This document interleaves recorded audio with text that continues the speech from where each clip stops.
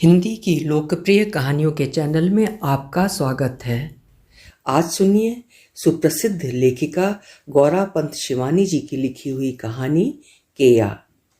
केया एक उनकी प्रसिद्ध कहानी है। हिंदी रचना परंपरा में ऐसे कम ही लेखक हुए हैं जो साहित्यिक तथा रचनात्मक मूल्यों की स्थापना तथा रक्षा करते हुए जनसाधारण की दैनंदिन रुचि का हिस्सा बनने में भी सफल हुए। शिवानी जी उनमें से एक हैं।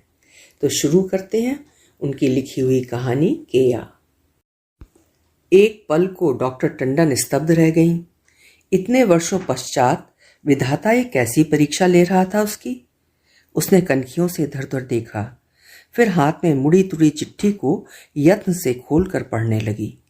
ये सचमुच ही ईश्वर की असीम अनुकंपा थी कि उसे ऐसा एकांत जुट गया था। नहीं तो इस समय तो उसके कमरे में छात्र छात्राओं की बहुरंगी भीड़ उसे घेरकर मधुमक्खियों की भांति गुनगुनाने लगती थी। ब्लैक बोर्ड पर उसी के हाथ का बना हम दो हमारे दो का चित्र अभी भी धुंधला नहीं पड़ा था। ये तो उसके पिछले दिन का पाठ था। नित्य इसी तरह वो 5th ईयर की क्लास लेती थी। तब क्या आज फिर कोई हड़ताल चल रही थी? कुछ ही दूर पर एक ताड़ सी लंबी नर्स एक स्टील के भगोने में ऑपरेशन के लिए औजार उबाल रही थी। सहानुभूतिपूर्ण तरल दृष्टि से उसे देखकर डॉक्टर नलिनी टंडन ने आंखें फेर लीं। बेचारी लड़की, भाग्य अच्छा होता तो क्या इस समय यहाँ भगोने में औजार उबालती? अपने घर के चौके में ऐसे ही दाल उबालती इसी नर्स की अस्वाभाविक लंबाई क्या स्वयं ही आकर्षक नहीं बन जाती? आप बेकार आई डॉक्टर, उसने एप्रन से हाथ पोंछकर कहा। आज हड़ताल हो गई है। मैं तो इमरजेंसी में थी, इसी से आना पड़ा। डॉक्टर मेनन का ऑपरेशन डे है ना आज। ओह, आश्वस्त होकर डॉक्टर टंडन उठ गईं। अच्छा है, आज उसका ऑपरेशन डे नहीं है। कहीं होता तो वो क्या करती? मन की जैसी अवस्था थी उसमें किसी दूसरे की दुखती रग पर क्या वो नश्तर धर पाती? आज तो ये निगोड़ी चिट्ठी स्वयं नश्तर बनी पल पल उसके कलेजे में धंसती चली जा रही थी। एक लंबी सांस उसके रंगे होंठों को कपाती शून्य में विलीन हो गई। चिट्ठी अभी भी उसकी मुट्ठी में बंद थी। एक बार भी ठीक से वो उसे पढ़ नहीं पाई थी।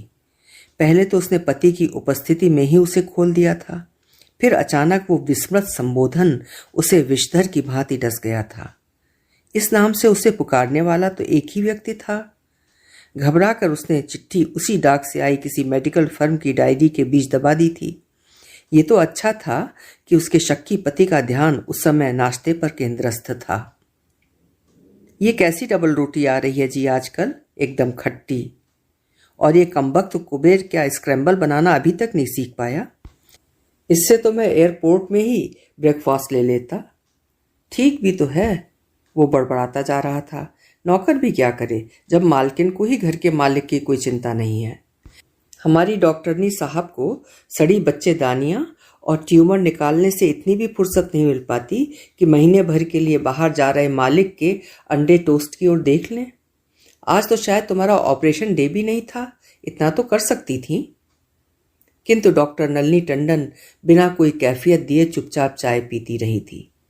कुर्सी ठेलता, प्लेट कांटे चम्मच झमाझम इधर उधर पटकता उसका बौना बदसूरत पति नैपकिन से मुंह पोंछकर उठ गया था। मेरी ग्रे जर्सी रख दी ना तुमने? उसने चलते चलते मुड़कर पूछा तो नलिनी को लगा उसकी दाईं आंख जैसे और भी भैंगी लग रही है। विवाह के दिन पति की इसी भैंगी आंख को देखकर वो कितना रोई थी, पर धीरे धीरे ससुर ग्रह के वैभव के बीच उसी पति का बौना कद, श्याम वर्ण और भैंगी आंख सब कुछ जैसे कहीं विलीन हो गए थे। बीच बीच में वो अपने छात्र छात्राओं की फुसफुसाहट सुनती अवश्य थी। डॉक्टर टंडन के पति को देखा है तुमने? एकदम रावण है, बेचारी डॉक्टर टंडन। नलिनी सब कुछ सुनकर भी अनसुनी कर देती। कई बार वो अपनी छात्र मंडली को आग्रह पूर्वक अपने दर्शनीय प्रासाद में आमंत्रित कर अपने आतिथ्य के औदार्य से अभिभूत कर देती, जैसे उन्हें दिखा रही हो पति देखने में रावण है तो क्या हुआ, देखते नहीं मेरे लंकापति की सुवर्ण नगरी का वैभव कैसा है। किंतु फिर भी शरारती छात्र मंडली बाज नहीं आती। दोनों साथ घूमने निकलते तो ब्यूटी एंड बीस्ट की स्पष्ट फुसफुसाहट नलिनी को सहमाकर रख देती। विवाह के 20 वर्षों में वो अपने पति को संतान नहीं दे पाई थी। इसी से मातृत्व वंचिता उस नारी का सौंदर्य शायद 20 से 19 भर भी नहीं हुआ था। अभी भी उस खरी खतरानी के गौर उज्ज्वल वर्ण में कुंठा की एक रेखा तक नहीं उभरी थी। खाने की मेज पर क्रोधी पति की नित्य की चकचक ने उसका स्वाभाविक क्षुधा का गला कब का घोंट कर रख दिया था। एक दिन भी शायद वो ठीक से खाकर नहीं उठ पाई थी और उसी सीमित आहार ने छरहरे शरीर पर अनावश्यक मांस की परत भी नहीं चढ़ने दी थी। वो अब भी वैसी ही इकहरे शरीर की छरहरी बनी रह गई थी जैसे 20 वर्ष पूर्व थी, और आज उसी 20 वर्ष का बीता अतीत फटाफट उल्टी लपेटी जा रही किसी फिल्म की भांति स्वयं फड़फड़ाता उसे पीछे खींच रहा था। नर्स औजार लेकर चली गई तो उसने द्वार बंद कर लिया और चिट्ठी खोलकर पढ़ने लगी। बंगाल की उस जटिल कलात्मक लिपि को पहचानने में उसने भूल नहीं की थी। केया, बड़े कष्ट से तुम्हारा पता जुटा पाया हूँ। सोचा था जानबूझकर कभी तुम्हारे मार्ग का कांटा नहीं बनूंगा, पर आज इस परदेश की मृत्युशैया पर पड़े पड़े जब भी आंखें बंद करता हूँ, केवल तुम्हारी ही अश्रुपूर्ण विवर्ण आंखें दिखने लगती हैं। तुमने उस दिन जयपुरी चुनरी पहनी थी, पीली चूनर में बड़ी बड़ी लाल बुंदकियां थीं। अपने बंगाल की लड़कियों को नित्य तांत की साड़ियों में देखने की अभ्यस्त मेरी आंखें तुम्हारा वो रूप देखकर चौंधिया गई थीं। केवड़े के उस कुंज की सुगंध जैसे तुम्हारी उस पीली बांधनी में रच बस कर रह गई थी। उसी दिन मैंने तुम्हें ये नया नाम दिया था, केया। याद है ना? केवड़ा को बंगला में केया कहते हैं। कितना सुंदर होता है केवड़े का लंबा पुष्प। उसी पुष्प पर मैंने जेब से पेन निकालकर चंडीदास का पद लिखकर तुम्हें थमाया था तो कर्ण मूल तक फैल गई तुम्हारी कुंवारी पीड़ा का अबीरी रंग मुझे और उन्मत्त कर उठा था। केवड़े के स्निग्ध कलेवर पर लिखी गई वे पंक्तियां क्या मैं आज भी भूल सका हूं? सोनार कटोरी कुछ युग गिरी कनक मंदिर लागे। मैं स्वयं डॉक्टर हूं, इसी से छलना में मृत्यु के आह्वान को भी ठीक ठीक से पहचान सकता हूं। वो लाख पंजे दबाती बिल्ली किसी चाल में आए, पर वो आ रही है, ये मैं निश्चित रूप से जान चुका हूं। इसी से आज चलते चलते तारुण्य की विस्मृत सहचरी से अंतिम बार हाथ मिलाने को मेरी दोनों बाहें शून्य में फैली जा रही हैं। क्या एक बार मुझे देखने आ सकोगी? नीचे अपना स्पष्ट पता देकर उसने उसे चेतावनी भी दे दी थी। इस दरिद्र रुग्णा डॉक्टर का दारिद्र्य, उसके भयानक रोग की दुर्गंध तुम्हें कहीं देरी से ही डसकर न लौटा दे। इसी से करबद्ध प्रार्थना है किया, यदि तुम्हारे पहुंचने तक मैं चेतना खो बैठा तो मेरी देरी से ही मत लौट जाना। ओह, वो तो समझती थी कि हृदय का वो गहरा घाव कब का भर चुका है, पर आज चिट्ठी पढ़ते ही उसका कलेजा धड़कने लगा था, जैसे स्वयं देववर्मन उसके सम्मुख हंसता हुआ खड़ा हो गया हो। उसके किस रोग की दुर्गंध उसे डस सकती थी भला? उसकी देह की कस्तूरी मृग की सी सुगंध तो वो अब भी आंखें बंद कर स्मृति के नथने भींचते ही सूंघ सकती थी।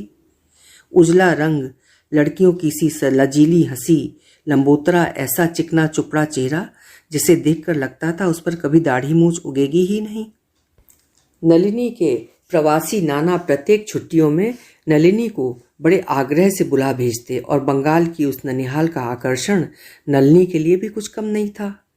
तीनों मामियों की वेशभूषा, साज सज्जा और बोलचाल में उत्तर प्रदेश एवं बंगाल की संस्कृति का अद्भुत सम्मिश्रण रहता। सफेद सन से बालों के बीच सिंदूर की गाढ़ी रेखा खींचकर नानी झूम झूम कर पढ़ती थीं काशीदासी रामायण। तीनों मामियों के आंचल में बंधे चाबी के गुच्छे, छटाक छटाक भर सिंदूर की बिंदी और हाथ की लोहे की चूड़ियों के बीच खनकता शाखा देखकर वो स्वयं भी प्रवासनी बन उठती। छुट्टियां खत्म होने को होती तो उर्वासी हो उठती। बंगला उपन्यासों में पढ़ी जमींदारों की हवेली की रूप कथा ही जैसे उसके ननिहाल के रूप में साकार हो उठती थी। बड़ी बड़ी हांडियों भरे चमचम, रसगुल्ले, बटी से मशीनी गति से सब्जी काट रही मामियां, उधर नानी के चौके से आ रहा फ्राई बागदी चिंगड़ी की सौंधी सुगंध, कांसे की थालियों में परिपाटी से सजे बैंगन भाजा और फूली फूली बंगाल की लूचियों का अपूर्व आमंत्रण पाकर वो बौरासी उठती। और फिर प्रत्येक ग्रीष्मावकाश में ननिहाल आने का एक और भी आकर्षण रहता, और वो आकर्षण था मृगांक देववर्मन। उसके छोटे मामा का सहपाठी। नलिनी के प्रगतिशील ननिहाल में उसके पितृ ग्रह की सी बंदिश नहीं थी। वहां निरामिष भोजी पिता के चौके में प्याज लहसुन की छौंक भी वर्जित थी। यहाँ बिना मांस मछली के मामा गस्सा तक नहीं तोड़ते थे। आए दिन मझले मामा अपनी संगीत रसिक मित्र मंडली को निमंत्रित करते रहते और वहीं नलिनी का प्रथम परिचय हुआ था मृगांक देववर्मन से। प्रत्येक छुट्टी में वही परिचय प्रगाढ़तर होता चला गया। बंगाल के न जाने कितने वेणुवन, घाट, पोखर, भग्न मंदिरों के गूढ़ मंडप वो छोटे मामा के इसी मित्र की साइकिल के पीछे बैठ बैठकर घूमकर आई थी। इंटर की परीक्षा देकर वो उस बार कुछ पहले ही ननिहाल आ गई थी। इस बीच दोनों के बीच नियमित पत्र व्यवहार भी चल चुका था। इसी से मृगांक को देखते ही नलिनी ने आंखें झुका लीं और उसी नतमुखी दृष्टि में स्वतः स्फूर्त आत्मसमर्पण की स्पष्ट झलक पढ़ने में मृगांक ने भूल नहीं की। जीवन में पहली बार किसी रमणी की रमणीयता ने उसे मुग्ध किया था और शायद उस रमणीक व्यक्तित्व का आह्वान ही उसे अविवेक उद्धति की जानलेवा गहराई में डुबाकर भी रख देता। पर इसी बीच नियति ने किसी पटु बधिक किसी सदी निशानेबाजी से नलिनी को बींध कर दूर पटक दिया। बंग प्रवासी जमींदारों की अय्याशी, समृद्ध ससुर कुल का अनुशासनहीन परिवार, बंगाल मिश्रित हिंदी की बोलचाल, ये सब नलिनी के पिता को जरा भी नहीं सुहाता था। किंतु मातृहीन पुत्री को वहां न जाने से वो कभी रोक नहीं पाते थे। पर इधर ननिहाल से लौटी पुत्री की गतिविधि में एक नया ही लटका देखकर उन्होंने कान खड़े कर लिए थे। उनसे बिना पूछे ही जब वो हॉस्टल से सीधे ननिहाल चल दी तब वो बौखला गए थे। लड़ झगड़ कर वो उस बार उसे साथी नहीं लेवा लाए। भाग्य से मिले समृद्ध कुल के एक मित्र पुत्र के हाथ में अबाध्य सुंदरी पुत्री का हाथ थमाकर उन्होंने गंगा नहा ली। नलिनी ने तो रो रो कर घर ही सिर पर उठा लिया था। इतनी लगन से उसने बायोलॉजी लेकर इंटर किया था कि डॉक्टरी पढ़ेगी। अब क्या खाक डॉक्टरी पढ़ सकती थी वो। उधर अपने कुत्सित बौने पुत्र के पार्श्व में उस लक्ष्मी सी पुत्र वधू को प्रतिष्ठित देखकर राजकिशोर टंडन की बाछें खिल गई थीं। रूप रंग में सचमुची खतरानी बहू मिली थी उन्हें। चलो वंश का रूप रंग सुधरेगा। उनके पिता ने तो केवल धन देखकर ही सांवली साधारण नैन नक्श की बहुओं से घर पाट कर रख दिया था। आज उन्होंने पिता की उस भूल का प्रायश्चित कर लिया था। किंतु इतना रो क्यों रही थी बेचारी? क्या उनके पुत्र की भैंगी आंख उसने देख ली थी या उसका बौना कद? क्यों रो रही है हमारी बहू समधी जी? उन्होंने बड़े लाड़ से उसकी झुकी सिसकियों से कांपती पीठ थपथपाकर पूछा था। यकीन मानिए हमारे घर की बहुएं बेटियों की सी ही आजादी से सिर उघाड़े फिरती हैं। नहीं नहीं, आप इसके रोने की चिंता ना करें। नलिनी के मध्य वर्गीय पिता समधी का अटूट वैभव देखकर वैसी चकरगिन्नियां खा रहे थे। नासमझ पुत्री का रोना देखकर उन्हें बेहद गुस्सा भी आ रहा था। इसका रोना तो अपनी डॉक्टरी के लिए है। कहती थी मैं डॉक्टरी पढ़ूंगी। मूर्ख कहीं की, रानी बनकर राज करने जा रही है। बीसियों डॉक्टरनियां तो अब इसके यहाँ पानी भरने आया करेंगी। खोखली सी हंसी हंसकर नलिनी के पिता ने उसकी पीठ सहलाई थी। ओ, तब तो मत रो बेटी, मैं तुम्हें वचन देता हूं कि तुम्हें डॉक्टरी पढ़ाऊंगा। उसके ससुर ने उसके कंधे पर हाथ रखकर कहा और उनका वही हाथ फिर उनकी मृत्यु तक उसके कंधे से नहीं उठा।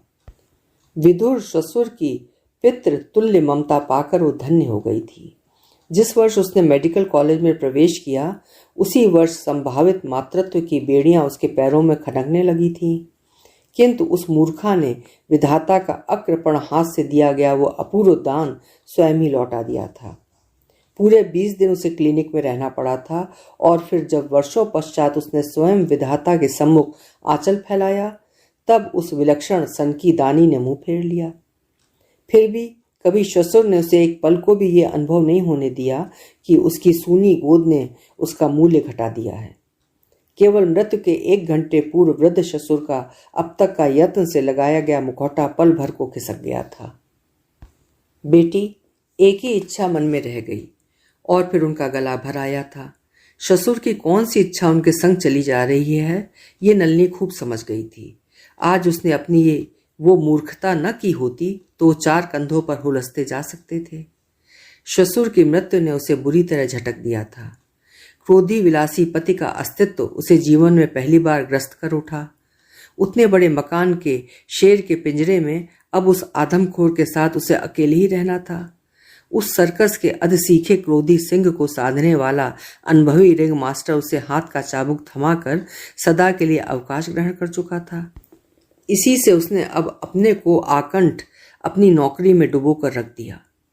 पति अपनी कंपनी की नाना उदार सुविधाओं के बीच देश विदेश के सौंदर्य तीर्थों में मनचाही गंगा नहा सकता था।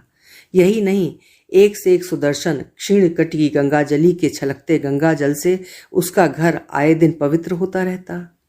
कभी पति की कंपनी की एक रिसेप्शनिस्ट आकर 7-8 दिन बिता जाती, कभी एकाध विदेशी नकली दंपति की मरीचिका के चमकते निर्मल सैकता को वो हाथ पर चल रही जूसा पकड़ लेती, कभी पाकिस्तान की किसी तस्कर सुंदरी का उससे परिचय कराकर वो कहता, हाजी साहब की बेटी है जोहरा हसन।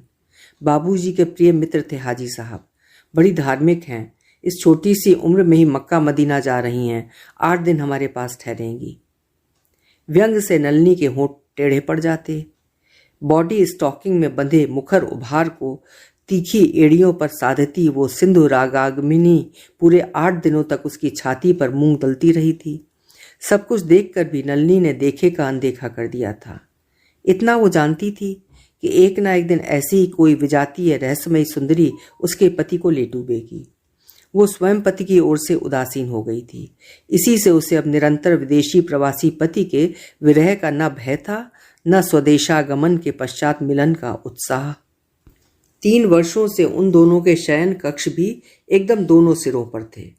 उसे कभी कभी रात को भी मरीज देखने जाना पड़ता और उसके जाने आने का खटर पटर सुनकर उसका पति बुरी तरह झल्लाने लगता था। क्या रात, आधी रात को भी नींद खराब करती रहती हो, कल से अपना कमरा अलग कर लो, समझी? किंतु नलिनी फिर भी नहीं समझी। तभी शायद परिस्थिति ने उसे दृष्टांत सहित सब कुछ समझा दिया था। उस दिन उसका ऑपरेशन डे तो था ही, उस पर इमरजेंसी की बेगार भी पकड़ी गई थी। बड़ी रात को वो एक सिजेरियन और एक बीच में ही ट्यूबनल प्रेगनेंसी को निपटाकर घर लौटी तो देखा कि नित्य की प्रतीक्षारता पद्मा कहीं नहीं है। पद्मा मैथ्यूज 4 वर्षों से छाया की भांति दिन रात उसके साथ रहती थी। मूडी मालकिन के जटिल व्यक्तित्व की एक एक भांज को वो खोल खोल कर समझ चुकी थी। कब डॉक्टर टंडन बोलना पसंद करती हैं, कब चुप रहना चाहती हैं, कब चाय लेंगी, कब कॉफ़ी, यहाँ तक कि किस दिन कौन सी साड़ी पहनना चाहेंगी और उसके साथ कौन सा ब्लाउज, कौन सी चप्पल, पर्स, सब वो छांट छूट कर पलंग पर लगा जाती। सरकारी वेतन के अतिरिक्त उदार स्वामिनी के औदार्य से उसका बटुआ निरंतर छलकता रहता। रूप न देकर भी उस केरल कन्या की देह के सौंदर्य को विधाता ने बड़ी लगन से संवारा था। वो केवल अपनी अलस चाल से ही किसी भी मनचले पुरुष का दिल बांधकर कील से जड़ सकती थी। धीरे धीरे वो चतुरा स्वयंदूती जान गई कि उदार गृह स्वामिनी की धन की तिजोरी की ही भांति उसकी सौभाग्य तिजोरी पर भी खुला ताला बड़ी लापरवाही से लटका रहता है। एक की कुंजी का गुच्छा तो गुरु नितंबनी की कटी में झूलता ही था, अब दूसरी कुंजी की ओर वो स्वयं ही लपक गई। एक दिन आधी रात को नलिनी को मेडिकल कॉलेज जाना पड़ा। वो उस दिन जानबूझकर ही पद्मा को घर छोड़ गई थी। पति की करदय रुचि का वो उस बार स्पष्ट प्रमाण लेने ही शायद उल्टे पैरों लौट आई थी। पद्मा नित्य उसके कमरे में ही सोती थी, किंतु उस दिन पद्मा के पलंग पर एक सिगरेट केस पड़ा था। उस सिगरेट केस का सूत्र पकड़कर वो क्रोध और अविश्वास से कांपती सीधे पति के कमरे में चली गई थी। यही सिगरेट केस उसकी अपनी पहली तनख्वाह की पति को दी गई पहली प्रेम भेंट थी। सामान्य रूप से भिड़ा द्वार हाथ का स्पर्श पाते ही स्वयं खुल गया। नलिनी का पति बेखबर सो रहा था। उसकी काली भुजंग सी बाह पर सिर धरकर लेटी थी पद्मा मैथ्यूज। नलिनी को अचानक कमरे में देखकर वो हड़बड़ा कर उठ गई और फिर कुछ ऐसा हुआ जिसके लिए नलिनी प्रस्तुत नहीं थी। पद्मा सिर झुकाए रोने लगी। नलिनी ने आज तक उसे कभी रोते नहीं देखा था। बड़ी बड़ी आंसू की बूंदें उसके बंधनहीन वक्ष के लुभावने उभार को भिगोने लगी। जाओ पद्मा, सो जाओ। अपने बिस्तर तुम गोल कमरे में लगा लो, मैं बेहद थकी हूँ, आज अकेली ही सोना चाहती हूँ। नलिनी का कंठ स्वर कठोर ना होकर भी गोलियां सी दाग रहा था। आंखें पोंछती पद्मा बाहर चली गई। एक क्षण को नलिनी अपना मानसिक संतुलन खो बैठी। सोए पति को झकझोरने उसकी बांह आगे बढ़ी, फिर उसने बांह स्वयं ही पीछे खींच ली और तेजी से बाहर निकल आई। दूसरे ही दिन अपने निष्कासन के लिए अपने को स्वयं ही प्रस्तुत कर पद्मा ने अपना बोरिया बिस्तर लपेट लिया था, किंतु नित्य की भांति वो चाय की ट्रे लेकर नलिनी के कमरे में गई तो अपनी विलक्षण स्वामिनी को देखकर अवाक रह गई। नित्य के ही सौम्य स्मित से नलिनी ने उसका स्वागत किया, न डांट न डपट, न सुंदर चेहरे पर एक शिकन। फिर भी पद्मा सिर से पैर तक कांप कर रह गई थी। नलिनी ने एक शब्द भी नहीं कहा, किंतु उन शांत झील सी आंखों की अदर्शी लपटों ने पद्मा को झुलसा कर रख दिया था। एक नारी दूसरी नारी को इससे बड़ी सजा और दे भी क्या सकती थी। नलिनी ने अपने पति से एक शब्द भी नहीं कहा था। ठीक भी तो था, उसके पति की रुचि क्या एक ही पद्मा तक सीमित थी? चाहने पर भी क्या अपनी असंख्य सौतों से वो जूझ सकती थी? रो धोकर चीख चिल्लाकर सीन क्रिएट करने से क्या लाभ? छलकते दूध के गिलास में मक्खी गिरती देख वो स्वयं यदि नहीं पी सकती तो उसे फेंकी क्यों दे? जब कोई मक्खी निकाल कर दूध को पीना चाहती है तो उसका क्या बनता बिगड़ता था। पति से उसकी सामान्य बोलचाल और भी कम हो गई और फिर दाम्पत्य जीवन के उस घुटन भरे वातावरण से विधाता ने उसे स्वयं ही क्षणिक मुक्ति दिला दी। पति को विदेश जाना पड़ा और भाग्य ने शायद विस्मृत उसके प्रेमी के आह्वान के साथ गुप्त मंत्रणा कर बंबई बुला लिया। अपनी उसी यात्रा के बीच वो मार्ग के उस अपरिचित स्टेशन पर निश्चिंत होकर उतर सकती थी। उतनी दूर न उसे आत्मीय स्वजनों की संधान दृष्टि का घेरा बांध सकता था, न क्रोधी शक्की पति का। और यदि कोई मिल भी गया तो ये कहकर उसे घिस्सा दे सकती थी कि वो अपने ननिहाल के पूर्व परिचित फैमिली डॉक्टर को देखने निकल पड़ी है। अस्पताल से थकी मांदी वो अपने कमरे में लौटी और द्वार बंद कर अपनी धवल शैया पर पसर गई। इसी एकांत के लिए तो दिन भर छटपटाती रही थी। बटुए से निकालकर उसने एक बार फिर पत्र पढ़ा और आंखें मूंद ली। अद्धी के कुर्ते की ढीली बाहों के विस्मृत घेरे ने जैसे उसे फिर बांध लिया। उसके कानों के पास मुंह सटाकर मीठी आवाज में गाने वाला उसका सुदर्शन प्रेमी क्या अब बदल गया होगा? निये गैछो हिया की नामे डाकिया नयने नयन दिया। उन दिनों सचिन देव बर्मन के तरुण कंठ का यही गीत बंगाल के लक्ष लक्ष तरुण तरुणियों को मत्त कर देता था। कहते थे कि जब वो कहीं इसे गाते, मुग्ध स्त्रियां हाथ की शाखा चूड़ियां निकाल निकाल कर उन पर निछावर कर देती थीं, और जब उसी गीत को अविकल वैसे ही सुमधुर कंठ से दोहराकर उसके प्रणयी ने उसे बाहों में घेर लिया तो उसने बंगाल की सधवाओं की शाखा से भी अधिक मूल्यवान वस्तु उस सुकंठी गायक पर निछावर कर दी थी। खजूर के एक दूसरे से लिपटे दो मिथुन वृक्षों के पीछे डूब रहे सूर्य ने उसे लोहित वर्णी संध्या को किसी अनुभवी रंगमंच संचालक की दक्षता से ही अबीरी बनाकर छोड़ दिया था। केवड़े के उस सुवासित झुरमुट के पास ही लाल मिट्टी की चट्टान पर बैठी उस विजातीय भुवन मोहिनी षोडशी के देव दुर्लभ सौंदर्य को देखकर मृगांक देववर्मन पागल हो गया था। ऐसा रंग क्या बंगाल में दिया लेकर खोजने पर भी कहीं मिल सकता था? न जाने कितनी देर तक दोनों एक दूसरे की बाहों में खोए बिना एक शब्द बोले बैठे ही रह गए। फिर हड़बड़ा कर नलिनी ही पहले उठ बैठी थी। बाप रे बाप, नानी क्या कहेंगी? इतनी देर हो गई, वो भी इस केया वन में। यहाँ तो सुना है कि एक एक पेड़ पर केवटे सांप लिपटे रहते हैं। उसने कहा था, अपनी नानी से कहना नलिनी, आज एक भयानक केवटे सांप ने उनकी सुंदरी नातिन को भी डस लिया है और उसका विष अब संसार का कोई ओझा नहीं उतार सकता।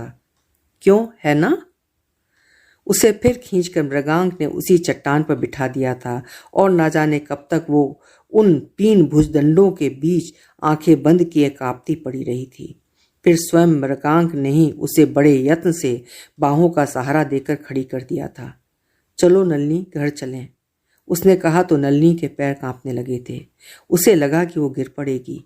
कैसी नादानी कर बैठी थी वो, कहीं कुछ हो गया तब? नानी, तीनों मामियां, मामा उसका चेहरा देखकर ही क्या नहीं समझ जाएंगे?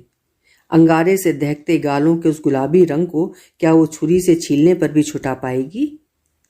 किंतु घर पहुंची तो नानी, मामियां, मामा सब अचानक सर्पदंश से हो गई प्रतिवेशी किशोर की आकस्मिक मृत्यु का समाचार पा मोटर लेकर चले गए थे। बूढ़ा चौकीदार द्वार पर ऊँघ रहा था। देखो नलिनी, ईश्वर कितना समझदार है।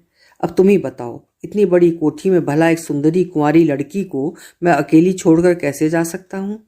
आखिर मित्र परिवार के प्रति मेरा भी तो कुछ कर्तव्य है। उसका धृष्ट दुस्साहसी प्रेमी एक बार फिर उसके कांपते अधरों पर झुक गया था। पर दुख कातर मामा, नानी और मामियां आंचलों की चाबी के गुच्छे खनकाती लौटी तो उनके शोक विवल चेहरों पर किसी प्रकार की जिज्ञासा नहीं उभरी।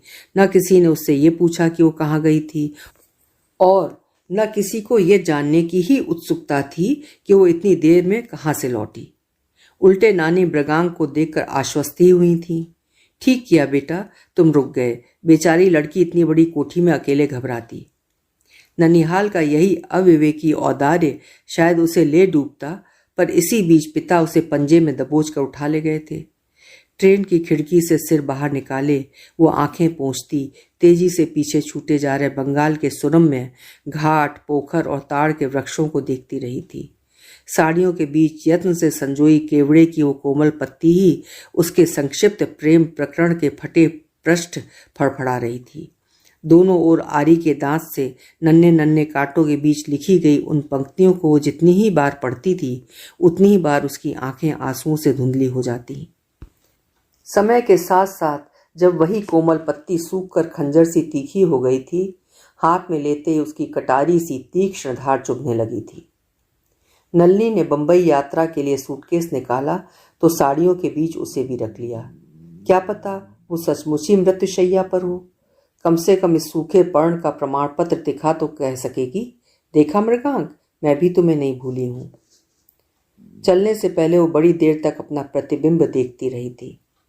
ओफ, इधर कैसा चेहरा हो गया था उसका, सूख कर एकदम काठ।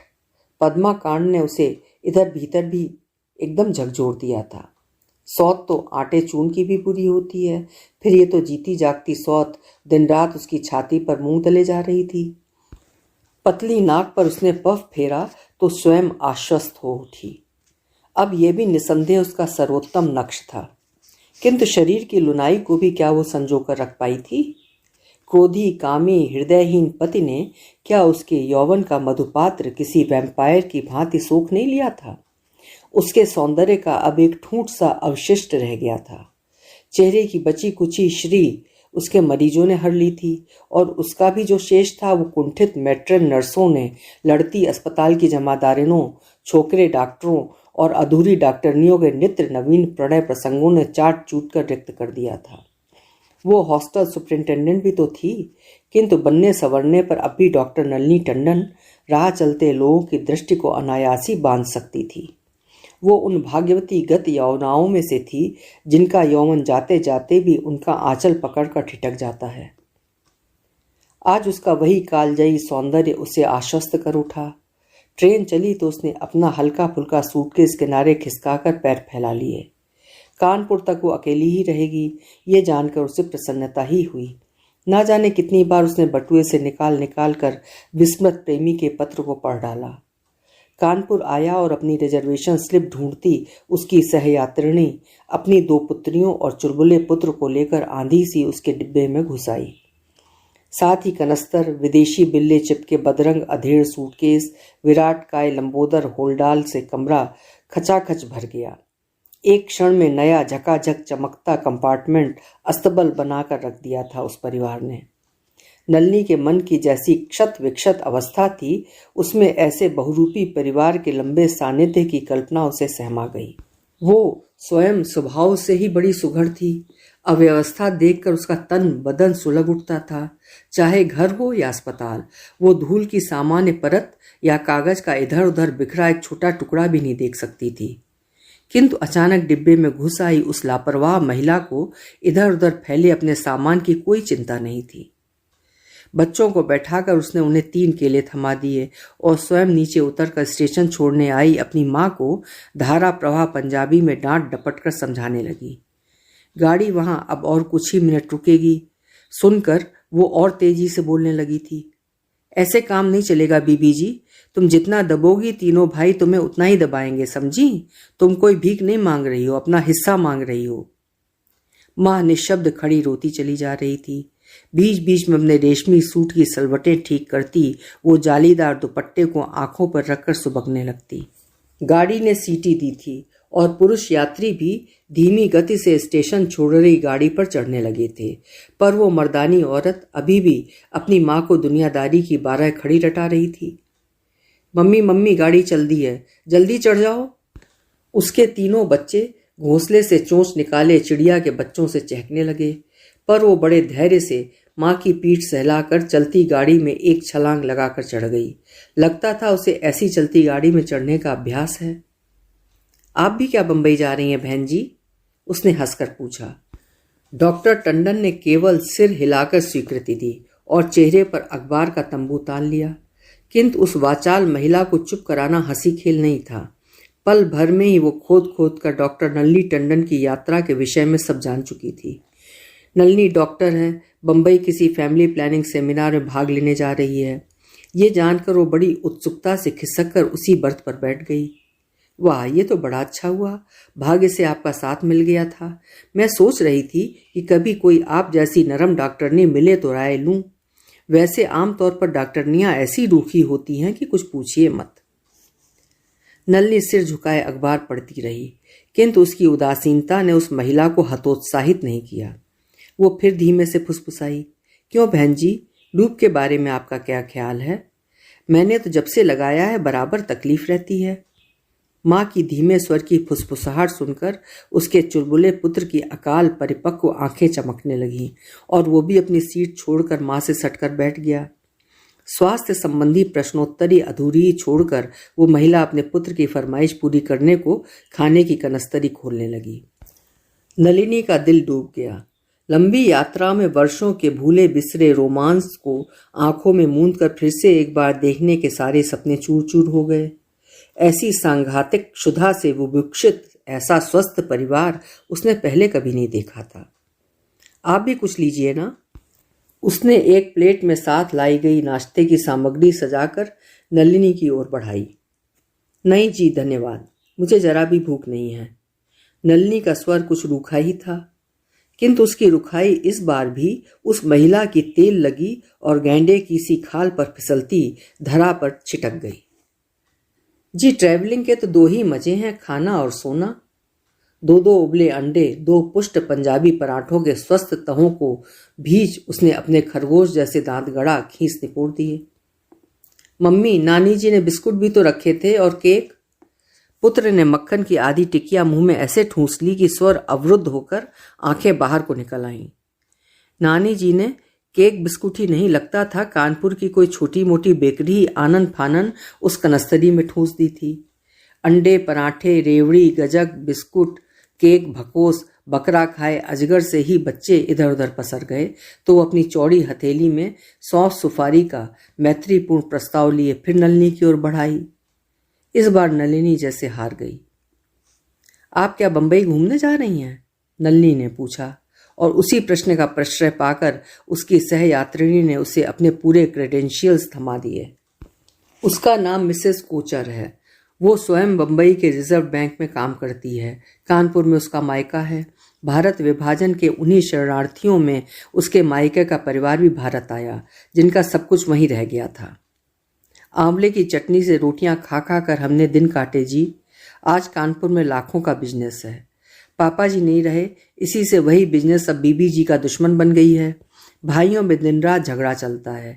बीबी जी बेहद सीधी हैं और दोनों भाई इन्हीं की सिधाई का फायदा उठाकर पूरी जायदाद हड़पना चाह रहे थे। यही खबर पाकर मैं कानपुर आई थी।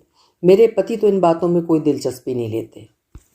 और फिर एक लंबी सांस लेकर कनखियों से नलिनी की ओर देखने लगी, जैसे उसकी उत्सुकता का सामान्य सा आभास पाते ही वो उसे अपनी संपूर्ण आत्मकथा थमा देगी। किंतु नलिनी ने चश्मा उतारकर आंखें बंद कर ली थीं। उसका अशांत मन स्वयं ही उसे स्मृति की किन किन अंधी सुरंगों में अंगुली पकड़ पकड़ कर घुमाने लगा था। उस कोमल गुदगुदे बर्थ पर लेटी वो जैसे 38 वर्ष की डॉक्टर नलिनी टंडन नहीं, 22 वर्ष पूर्व की षोडशी नलिनी बन गई थी।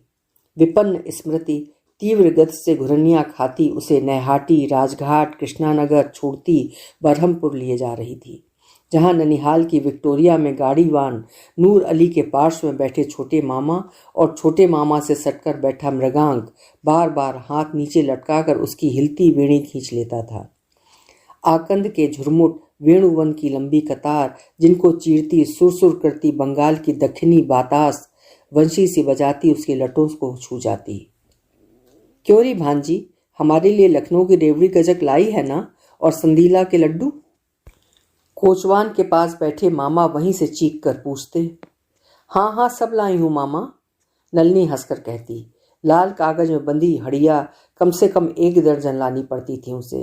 लाल पथरीली सड़क पर खड़खड़ाती विक्टोरिया तेजी से भागने लगती तो खिड़की से हाथ बाहर निकाल किनारे बैठे प्रणयी के अद्धी के कुर्ते का छोर पकड़कर खींच देती। वही सिग्नल पाकर तरुण प्रेमी की लंबी अंगुलियां कुर्ते का छोर थामे सुर सुंदरी की नाजुक हथेली को थाम उसे मूक प्रणय पगा आश्वासन दे उठती। 4 मील की उस यात्रा के बीच विभिन्न प्रांतों के वे दोनों हाथ एक दूसरे से गुथे चले जाते और फिर एक दिन उसी विक्टोरिया में कठोर पिता के पार्श्व में सहमी नलिनी गुमसुम बैठी स्टेशन चली जा रही थी। इस बार कोई भी उसे छोड़ने नहीं आया था। 3 सालों वृद्धा सास और ससुर से लड़ झगड़ कर ही विधुर जमाता पुत्री को अपने साथ खींच ले गए थे और फिर कभी वो ननिहाल नहीं जा पाई। उसे लगता था मझली मामी ने उसके पिता को पत्र लिखकर चुगली खाई थी। बड़ी मामी एकदम निरीह और भोली थी, छोटी मामी उसकी समवयस्नी थी और मामी से अधिक उसकी सहेली थी। मंझली मामी को उसका देवमर मन के साथ साइकिल पर बैठकर इधर उधर घूमना फूटी आंखों नहीं सुहाता था। पता नहीं बुढ़ापे में माँ भी कैसी सठिया गई हैं। वो मझले मामा से एक दिन कह रही थी, दिन डूबे तुम्हारी लाडली भांजी उस मुए मृगांक की साइकिल पर बैठी इधर उधर घूमती है। सुना हरि बाबू के पोखर में तैरना भी सिखा रहा है राजनंदिनी को। ठीक है भाई, हमारा क्या, घर की कुंवारी लड़की तुम लोगों के पास आई है, कल को कुछ हो गया तो तुम ही लोगों की नाक कटेगी। और शायद उन्हीं की दूरदर्शिता ने मामा की नाक बचा दी थी। वो तो बहुत बाद में कटी, जब फूंक फूंक कर कदम रखने वाली मझली मामी की पुत्री चौधरी जिया उल हसन के बेटे उस्मान उल हसन के साथ ढाका भाग गई। और फिर देखते ही देखते नलनी की ननिहाल की सुवर्ण लंका कैसे भस्म हो गई थी। अब तो शायद खाक भी नहीं बची थी। तीनों मामाओं को नेत्रहीना नानी के सामने ही उनकी प्रासादोपम हवेली के खंभे में बांधकर नक्सल पंथियों ने गोली से भून दिया था। उनका अपराध था उनकी जोतदारी समृद्धि का अटूट वैभव।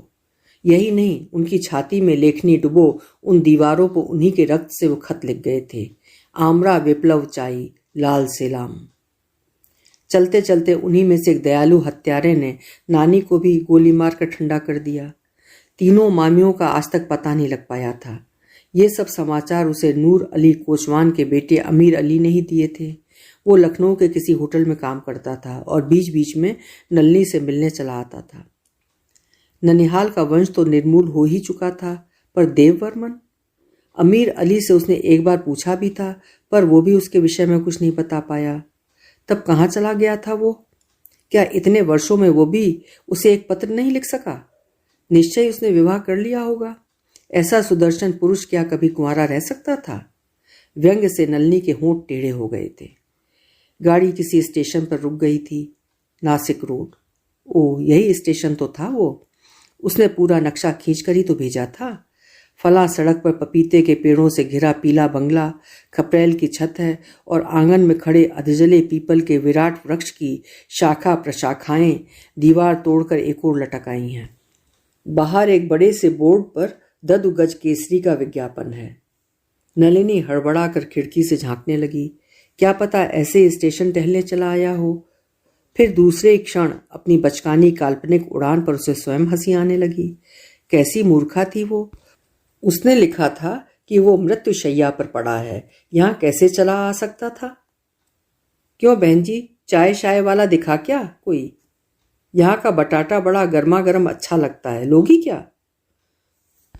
बिना उसके उत्तर की प्रतीक्षा किए उसकी सहयात्रिणी देखते ही देखते धम्म से नीचे कूदकर पास ही की दुकान से 2 हाथों में धुआं छोड़ते गरम बटाटे बड़े के दोने ले आई। अरे ये भी नहीं लेंगी, चखिए ना।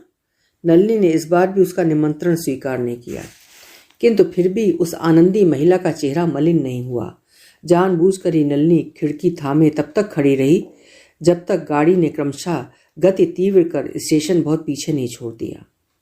भीतर गई तो पत्ते चाट चूट कर कोचर परिवार सुराही रिक्त करने में जुटा था।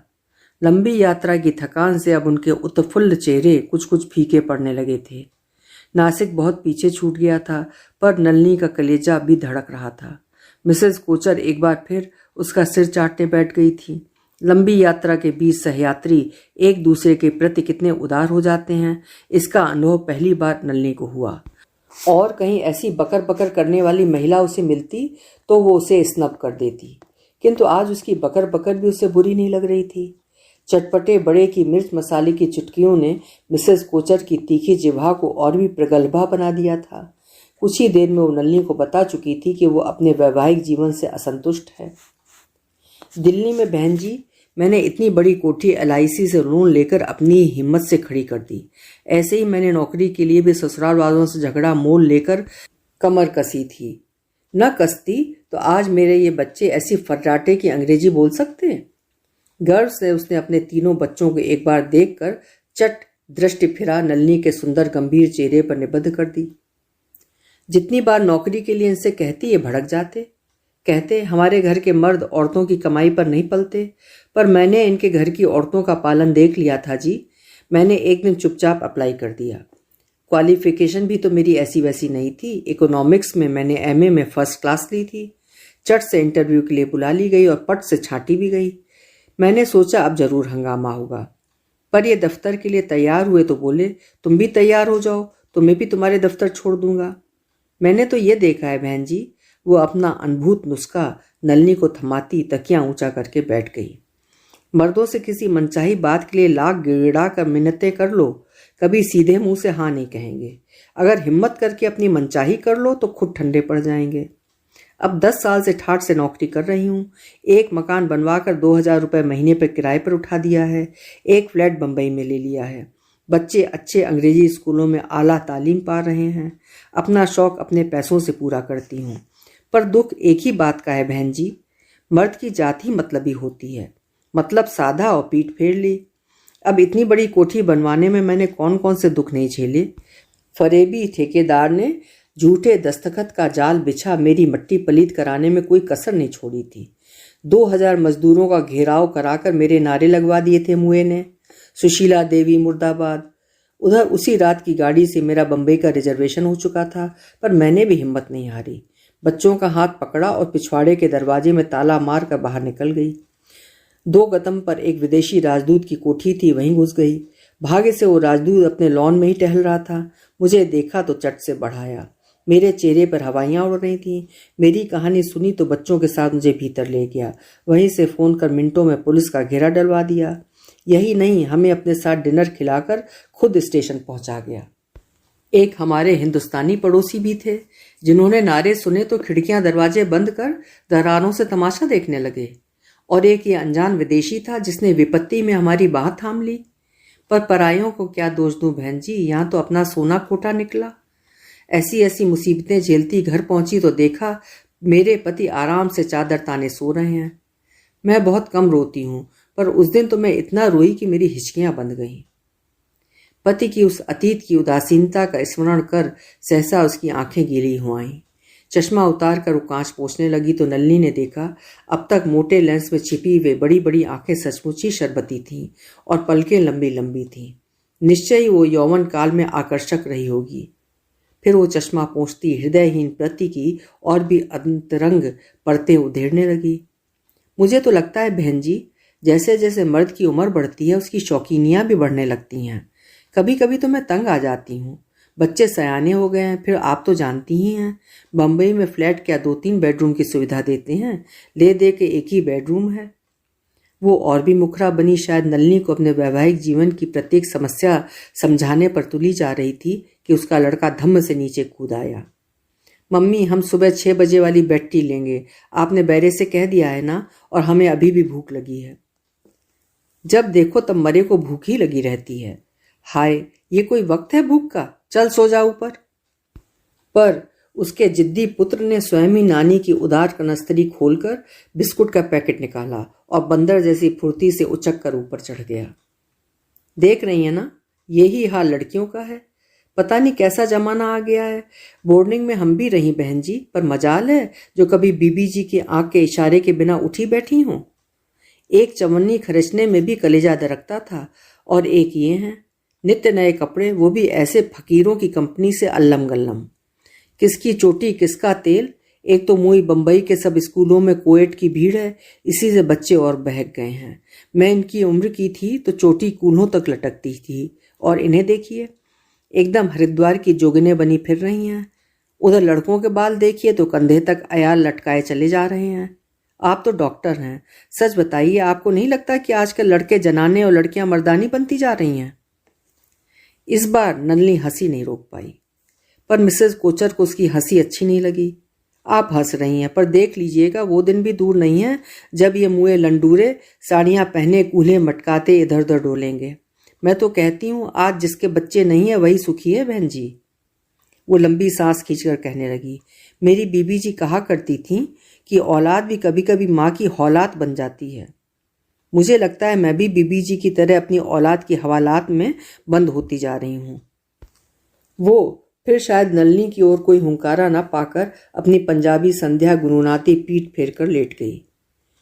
गाड़ी गहन अंधकार को भेदती धड़धड़ाती चली जा रही थी। गज भर की दूरी पर लेटी मिसेस कोचर के पार्श्व परिवर्तन को देखकर नलिनी समझ गई कि उसे नींद नहीं आ रही है।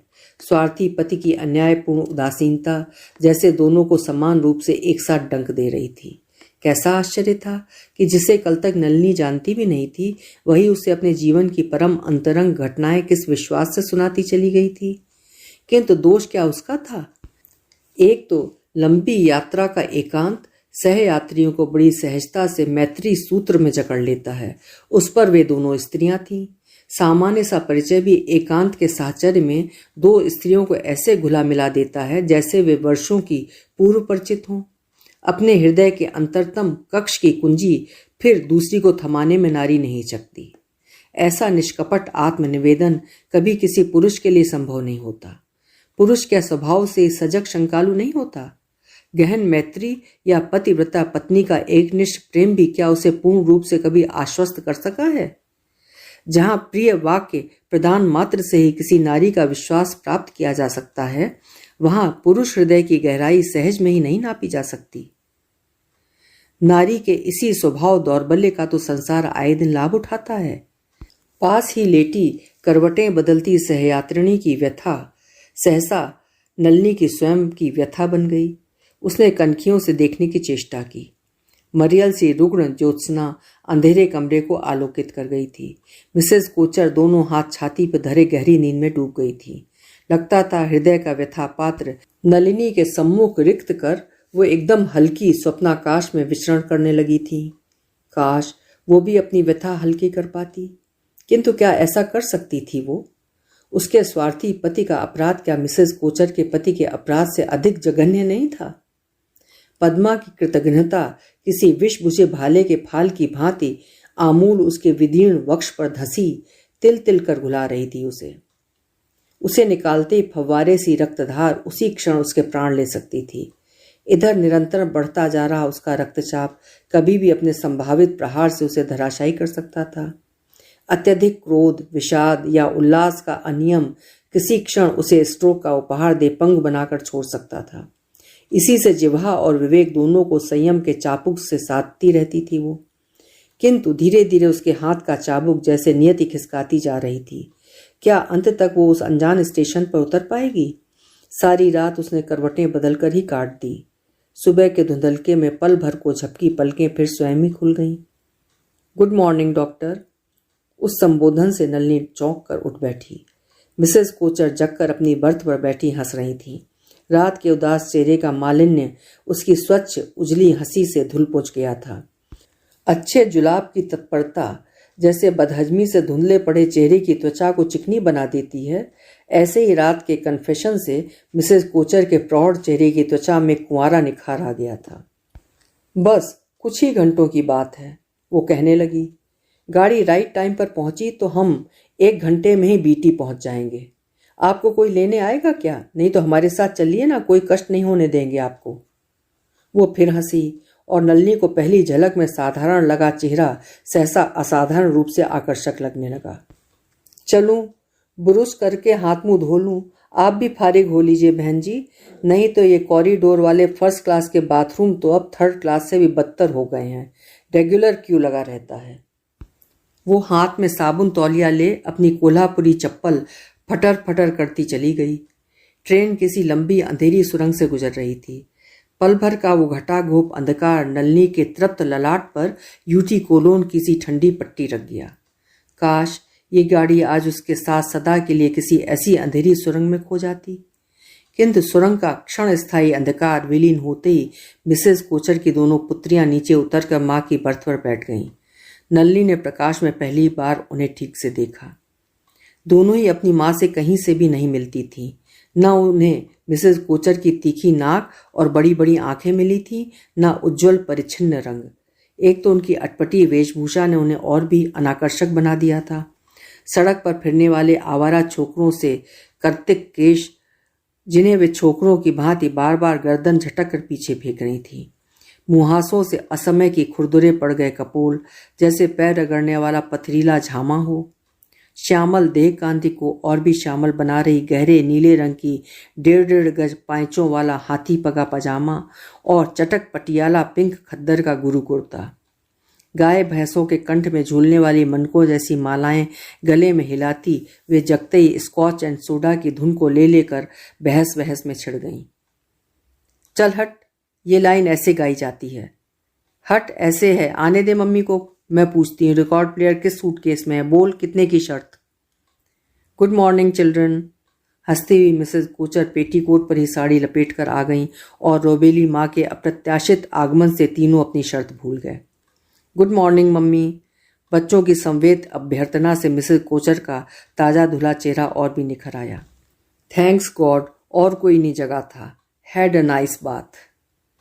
ब्लाउज के भीतर से छोटा बटुआ निकाल उसने चाबी निकाली और अपनी जीर्ण फाइबर का सूटकेस बाहर खींच लिया।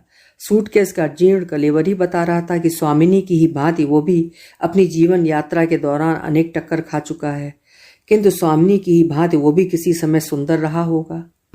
शायद नलिनी की कौतूहल दीप्त दृष्टि को मिसेस कोचर ने भांप लिया था।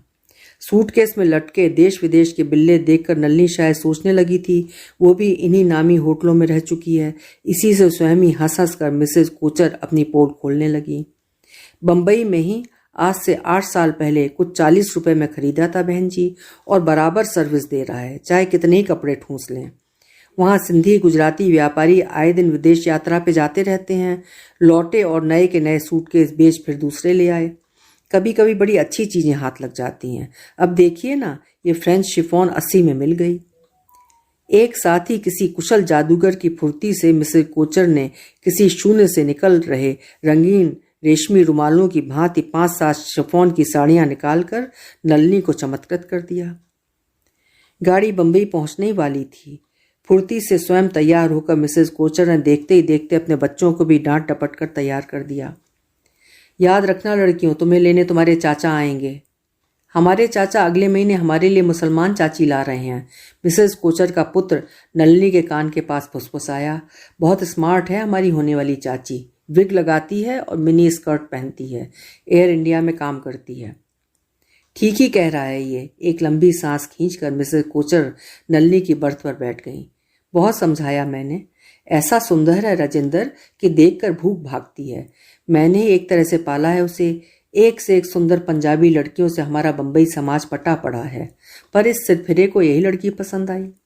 स्मार्ट ही स्मार्ट है बस। पर भाई ये भी कैसी स्मार्टनेस कि पेट कमर नंगी कर साड़ी कूल्हे पर टिका लो। हमने तो साफ साफ कह दिया है भाई, जब तक शादी नहीं होगी शौक से हमारे साथ रहो, फिर अपनी नई बिरादरी में अपना तंबू गाड़ना। हमें तो अपनी बेटियां अपने ही समाज में ब्याहनी हैं।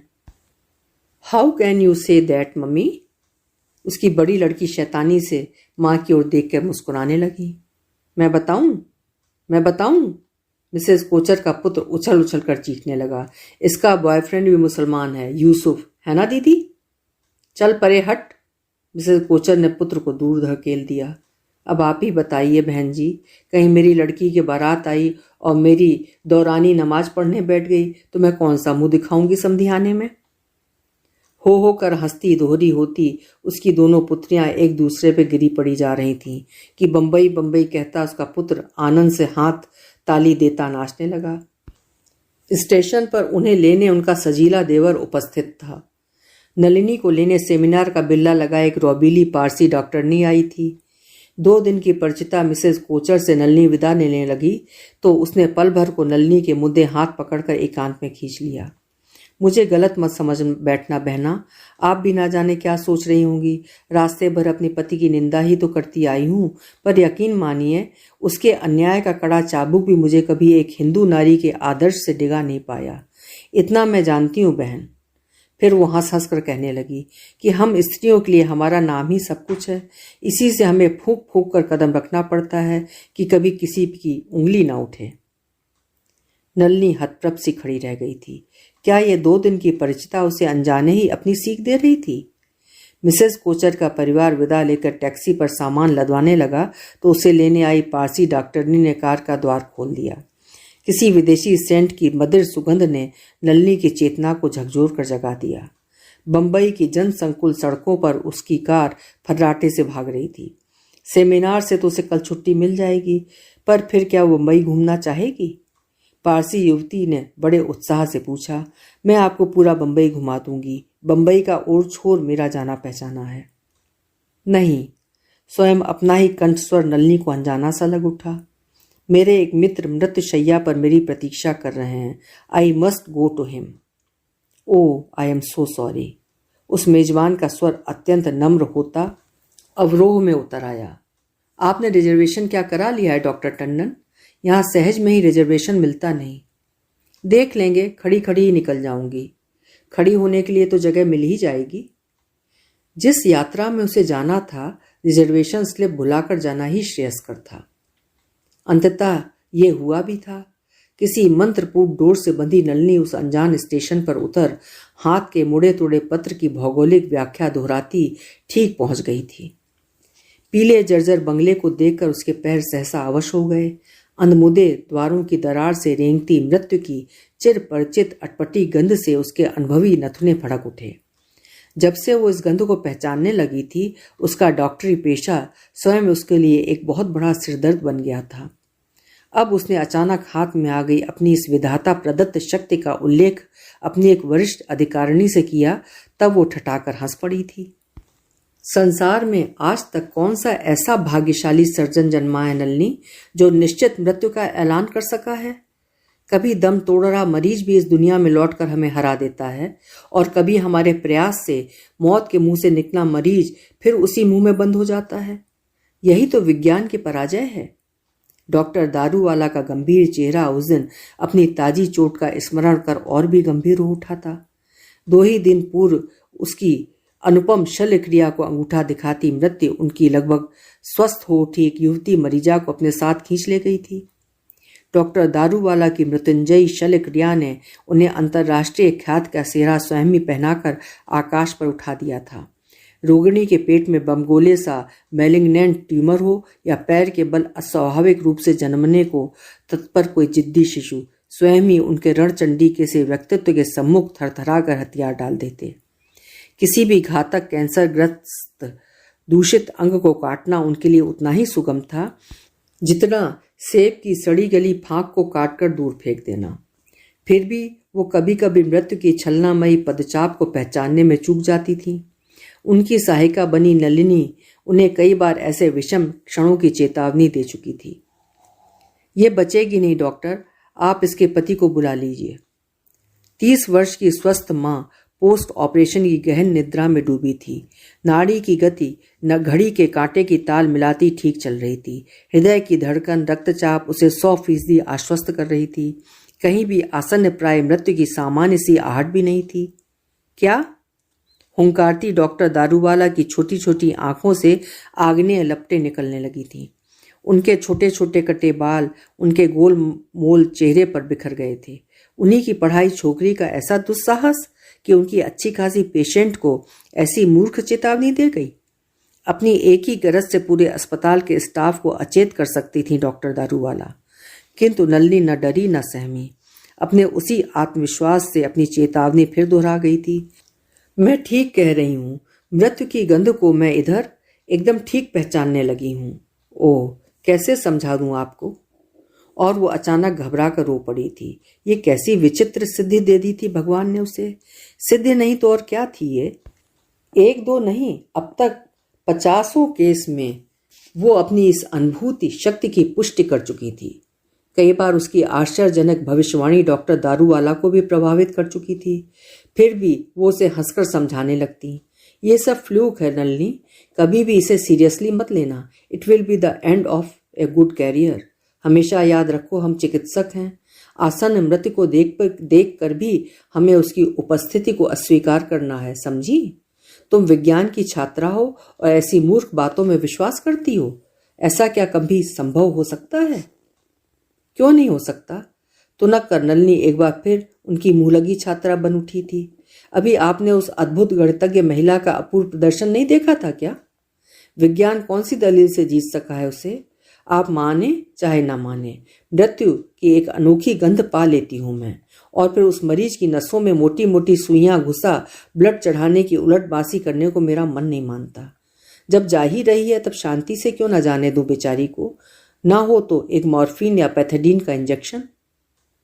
ओह मूर्ख लड़की, I am sure there is something wrong with you. अधैर्य से डॉक्टर दारूवाला ने उसे कंधे से पकड़कर झकझोर दिया था। किंतु नलिनी अपनी उस विधाता प्रदत्त अमोघ शक्ति की सत्यता को कई बार परख चुकी थी। आज वही गंध उसे सहसा पीछे ढकेलने लगी। तब क्या उसने सच ही लिखा था? कहीं ऐसा तो नहीं था कि मृत्यु उससे भी पहले वहां पहुंच गई हो? कैसी अमानवीय स्तब्धता थी। सूखा लॉन, बरामदे में पड़ी टूटी आराम कुर्सी का जर्जर बेंत किसी कमोड की ही भांति नीचे लटक आया था। द्वार के अधमुदे कपाट से नीचे लटका एक जीर्ण पर्दा रह रहकर हवा में हिल रहा था। एकदम ठीक ही नक्शा खींचकर भेजा था उसने। ददु के गज केसरी का विज्ञापन, बिजली से दग्ध अश्वत्थ तरु और किसी पीलियाग्रस्त रोगी सा ही पीला रुग्ण बंगला। आश्वस्त होकर वो पर्दा उठाने बढ़ी और फिर स्वयं ही ठिठक गई। ऐसे भीतर जाना क्या ठीक होगा? मृगांक की पत्नी, बच्चे, आत्मीय स्वजन उस अपरिचिता को देखकर 10 सवाल पूछ सकते थे। मनी मन उसने अपने भीरू चित्त को फिर दिलासा दिया, यदि वो पत्नी आत्मीय सजनों की भीड़ से घिरा होता तो क्या उसे ऐसा पत्र लिख पाता? मैं अंदर आ सकती हूं? उसने खंखर से द्वार की सांकल हिलाकर पूछा। कैसा आश्चर्य था।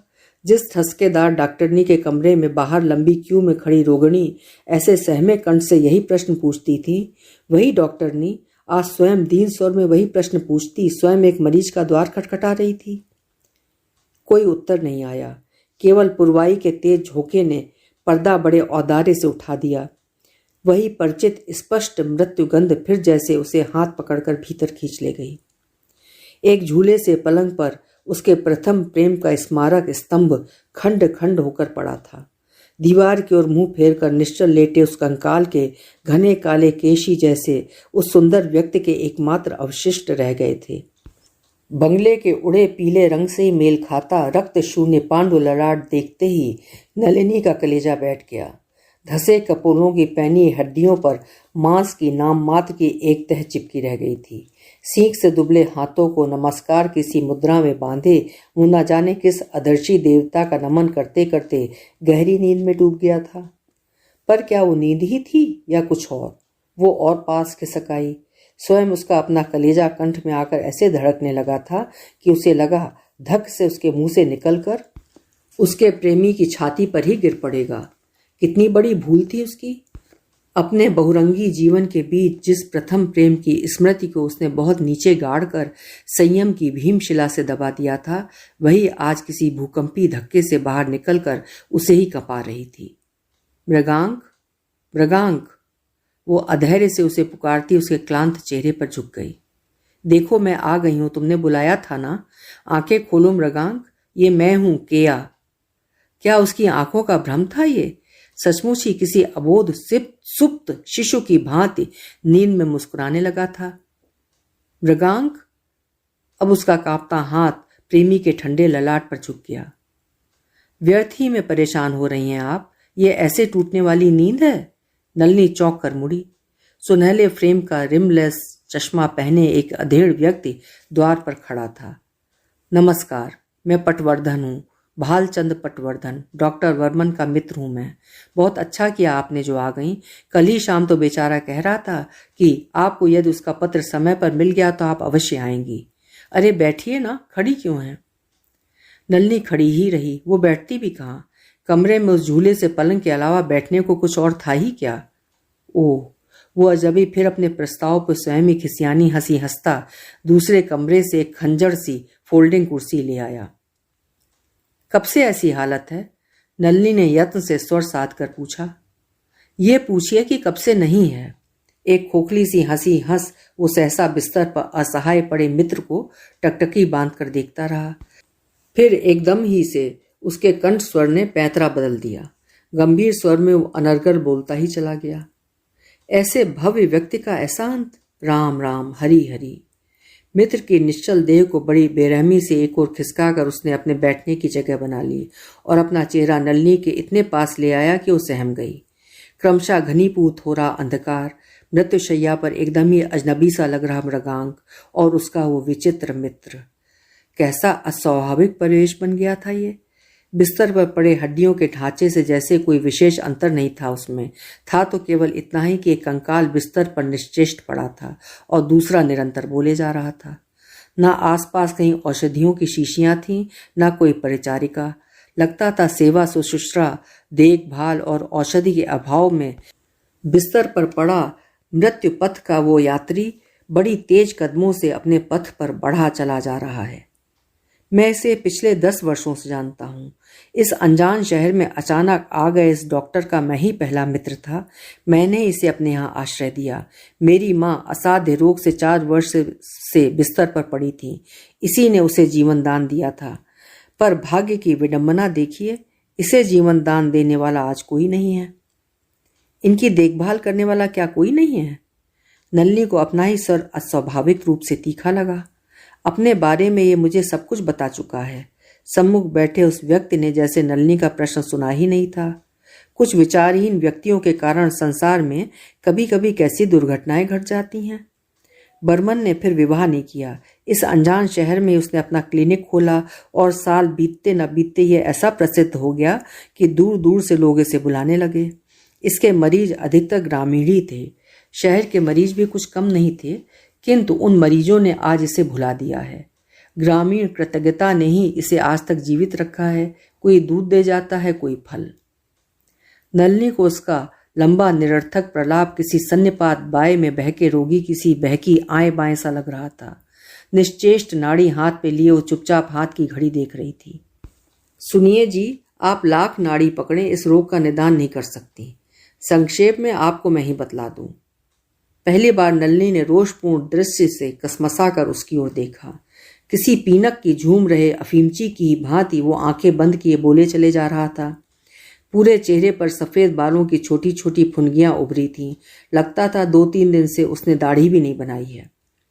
तेजी से बोलने में बार बार उसका ढीला डेंचर मशीन के ढीले पड़ गए शटल सा ही नीचे लटक आता और वो बिना किसी संकोच के दोनों हाथों से उसे जबड़े में जमाकर फिर उसी रफ्तार से बोलने लगता। अभागे ने पैथेडीन ले लेकर ही अपनी ये दुर्दशा कर ली है। यह बेहोशी इसकी स्वयं अपनी बनाई बेहोशी है। इस स्वयं सिद्ध यमराज से भला कोई इलाज करा सकता है? इसी से धीरे धीरे मरीजों ने भी आना छोड़ दिया है। जब डॉक्टर को ही ऐसा असाध्य रोग लग गया तब वो दूसरों का क्या खाक इलाज करेगा? अब तो बेहया मरीजों से फीस के बदले पैथेडीन मंगवाने लगा था। डायबिटिक तो था ही, इधर किडनी भी एकदम घुल गई है। अच्छा हुआ आप आ गई, अब इसे आज ही लेकर चल दीजिए। मैं? आश्चर्य से अधिक क्रोधी हुआ था नलिनी को। ऐसा विवेकहीन प्रस्ताव उसके सम्मुख रखने की धृष्टता ही कैसे कर सका था ये अजनबी? हाँ जी आप, और क्या मैं? उसने ठिठोली भरे स्वर में सगे देवर का सा लाड़ छलकाया। केया केया कर, क्या मेरे लिए बेचैन करवटें बदलता रहा है ये? ऐसा सिंसियर प्रेमी इस युग में दुर्लभ है, समझी? और वो जोर से हंसा। कमरा अब अंधेरे में गले तक डूब चुका था। पलंग पर अचेत पड़े मरीज का क्षीण श्वास प्रश्वास और उसके सिरहाने बैठे उस प्रेम से कंकाल का अस्वाभाविक अट्टहास नलिनी को सिर से पैर तक कपा गया। कैसी मूर्खता कर बैठी थी वो।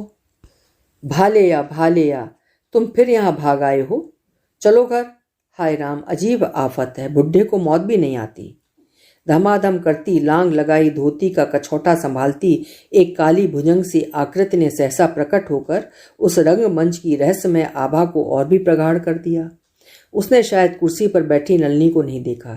कर्कश स्वर में बड़बड़ाती वो कुर्सी पर बैठे कंकाल को हाथ पकड़कर घसीटती ले जा रही थी। हाय राम, इससे तो तू पागल खाने में अच्छा था।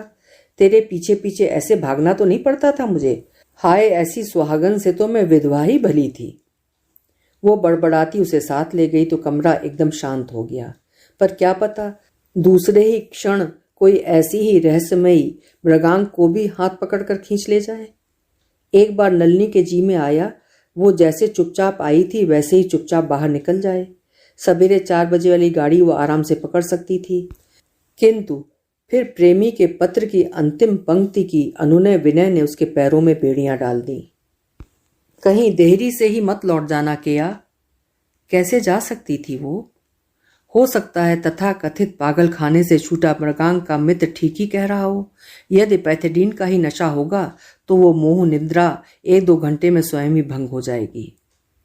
गहन अंधकार में डूबी वो प्रेमी का हाथ हाथ में लिए मूर्ति सी बैठी रही। सहसा वो हाथ कांपा। कौन? बार बार चेष्टा करने पर भी नलिनी का स्वर नहीं फूटा। अब तक यत्न से संजोया उसका धैर्य प्रेमी के क्षीण प्रश्न की एक ही फूंक से ताश के पत्तों के घर सा ढेर हो गया। कुछ भी उत्तर न देकर उसने अपना माथा उन दुर्बल कंधों पर टिका दिया। उसी सुवासित कबरी सी बिसरी सुगंध ने उसका उत्तर स्वयं दे दिया। आज भी लक्ष्मी विलास की उस सुगंध को पहचानने में मृगांक ने भूल नहीं की। न जाने कब तक वो उस दुर्बल बाहुबंधन में निश्चेष्ट होकर पड़ी रही। मिलन के उन अमूल्य क्षणों की चुप्पी के बीच वर्षों के उपालंब, कितने प्रश्न कितने उत्तर मुखर हो कर स्वयं शांत हो गए। यहीं एक मोमबत्ती पड़ी होगी। मृगांक के कंठ स्वर को उसका कठिन रोग शायद अछूता ही छोड़ गया था। उस मीठी खनक ने नलिनी को एक बार फिर निश्चेष्ट कर दिया। टटोल कर मृगांक ने मोमबत्ती जला दी थी।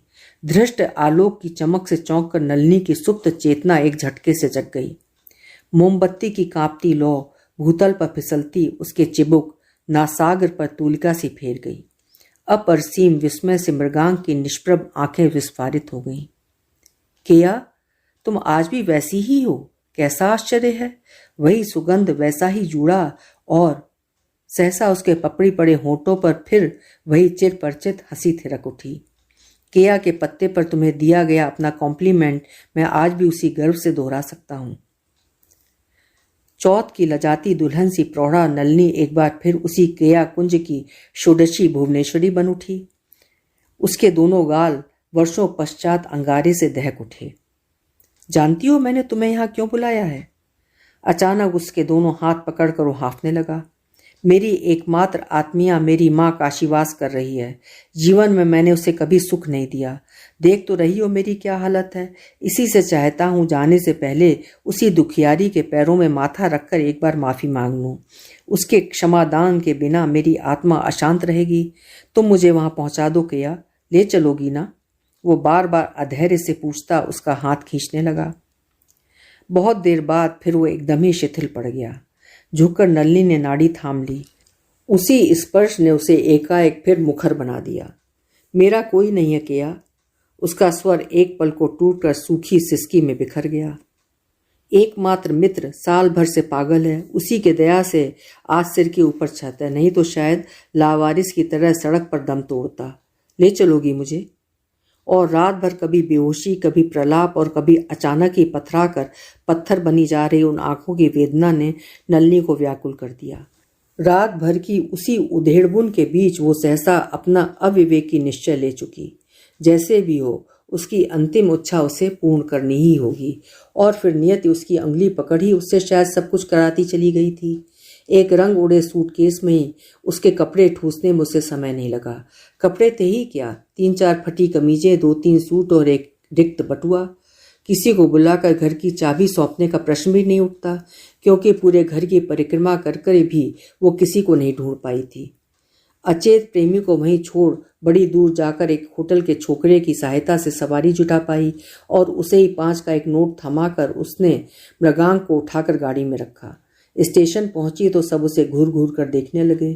ठीक भी तो था, एक प्रकार से मुर्दे को ही तो साथ लिए जा रही थी वो। ये भी नलिनी का सौभाग्य था कि उस डिब्बे का एकमात्र सहयात्री तीसरे स्टेशन पर उतर गया। जाने से पहले उसने बड़ी ही करुणापूर्ण दृष्टि से नलिनी को देखा था। रोगी की जैसी सांघातिक अवस्था थी, उसे देखकर तो कोई ही कह सकता था कि मृत्यु ने उन स्थिर आंखों में अपना खेमा गाड़ दिया है। उसके जाते ही नलिनी ने चिटकनी चढ़ा दी और मृगांक का शिथिल हाथ अपने हाथों में ले लिया। धीरे धीरे उसकी चेतना स्वयं लौट रही थी, पर यह क्या निर्वाणकालीन दीप शिखा की चमक थी। बड़े यत्न से उसने मुस्कुराने की चेष्टा की, किंतु होंठ पीड़ा से टेढ़े हो गए। लग रहा था भीतर ही भीतर उसका रोग जीर्ण यकृत उसकी आंतों को घातक मरोड़ दे रहा है। क्या बात है मृगांक, कहीं दर्द है क्या?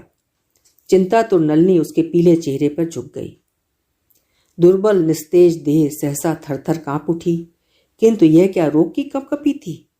उसका मुरमूश प्रेमी मृत्यु की सशक्त बाहों से पीछे ढकेलता उसे अपनी छाती पर खींचने लगा। ओह, कैसा विचित्र है पुरुष का स्वभाव। चिता की संभावित लपटों को स्पष्ट देख लेने पर भी नारी संग की कामना। किंतु अचानक प्रेमी का वो अस्वाभाविक ज्वार भाटा स्वयं ही शांत हो गया। विषम रोग की व्यथा से शरीर फिर धनुष सा दोहरा हो गया। अधरों तक आया अधीर चुंबन एक दीर्घ श्वास बनकर हवा में विलीन हो गया। बाहें शिथिल होकर नीचे झूल गईं। वो फिर बेहोशी में डूब गया। उस बेहोशी को पहचानने में नलिनी ने भूल नहीं की। मधुमेह का वो घातक कोमा अब उसे शायद ही किसी से विदा लेने की अनुमति देगा। हाथ की घड़ी देखती, नाड़ी हाथ में लिए वो अपलक दृष्टि से उसे देखती रही थी। कभी भी वो जा सकता था। गाड़ी चाहे किसी भी स्टेशन पर रुके या ना रुके, नाड़ी की गति बता रही थी कि उसका सिग्नल डाउन हो चुका है। भय से कांप कर नलिनी पत्थर बन गई थी। कैसी भयानक मूर्खता कर बैठी थी वो। कहीं उसे ट्रेन में ही कुछ हो गया तो क्या कर लेगी वो। हड़बड़ा कर उसने फिर नाड़ी देखी। रेल के डिब्बे की नीली मंदी रोशनी में उसका चेहरा कितना शांत, कितना भव्य लग रहा था। उसी शांत भव्य मुद्रा ने नलिनी को झकझोर दिया। ये शांत, ये भव्यता क्या इस लोक की हो सकती थी? इस बार उसने स्पंदनहीन नाड़ी को अपने होंठों से लगाकर हाथ को निश्चेष्ट छाती पर रख दिया। आधी रात के धुंधलके में गाड़ी किसी अनजान स्टेशन पर खड़ी थी। एक पल को नलिनी उस सतर पड़ी देह को देखती रही। चलती ट्रेन में मृत देह को ले जाना अपराध है, ये वो कहीं पढ़ चुकी थी। तब क्या करे? भागकर क्या गार्ड को सूचित कराए? किंतु सूचित करने पर और जो कई प्रश्न एक साथ उसे तीर से बींध देंगे। वो उसका कौन था? मृत्यु कब हुई? कैसे हुई? कितनी मृत्यु देखी थी इस डॉक्टरनी ने। पति की देह पर पछाड़ खाती पत्नियां, पत्नी की मृत देह पर पछाड़ खाते अस्पताल की मॉर्चरी गुंजाते बिलबिलाते पति, आत्मीय स्वजन। किंतु कोई मृत्यु क्या उसे आज तक विचलित कर पाई थी? बिना विलाप के क्या मृत्यु अधूरी नहीं रहती? किंतु उसकी आंखों के सम्मुख उसके यौवन के प्रथम प्रणय का स्मारक ढहा पड़ा था और उसकी आंखों में एक बूंद आंसू भी नहीं था। गाड़ी अभी भी खड़ी खड़ी जैसे उसी की प्रतीक्षा कर रही थी। वो हाथ का सूटकेस लिए खड़ी हो गई। चादर खींचकर उसने प्रेमी का मुंह ढांप दिया। स्टेशन की चहल पहल देखकर लग रहा था वो कोई बड़ा जंक्शन है।